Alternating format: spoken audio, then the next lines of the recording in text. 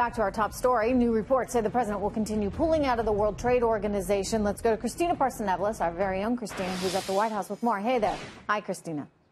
Hey, so you've got Steve Mnuchin that was on our network early this morning dismissing the Axios report, saying it's not true. He did admit, though, that the president does have issues with the World Trade Organization. The WTO, like you mentioned, has about 164 members. They negotiate and try to reduce barriers to commerce. But later on our network, Fox Business News, you had the editor-in-chief at Axios come on and say it's funny how Mnuchin actually just said the claims were exaggerated, but didn't really say they were wrong.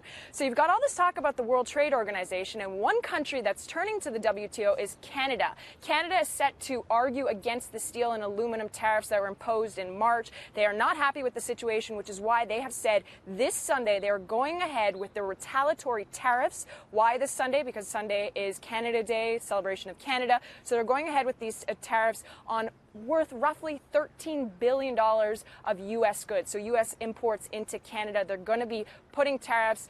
And you had earlier today President Trump speaking about the tax plan and saying that how, it's benefiting farmers and it's benefiting the United States. However, we interviewed a farmer earlier yesterday, and he actually said he believes the tax cuts will be completely wiped out because of the increase in tariffs going ahead and this possibly trade tit for tat that's going on at the moment. We spoke to the farmer. He is Casey Guernsey. He works with dairy and beef farms, and he said he's very, very worried about the future. Listen to what he had to say. You have to be careful with where you put your investments whenever your revenues are only decreasing, and that has a direct effect on the community because it's the supporting businesses to farming and to agriculture that feel the immediate effect of us not hiring them to complete a number of projects or to buy another piece of equipment, and that has more effects on jobs than I think probably most people realize.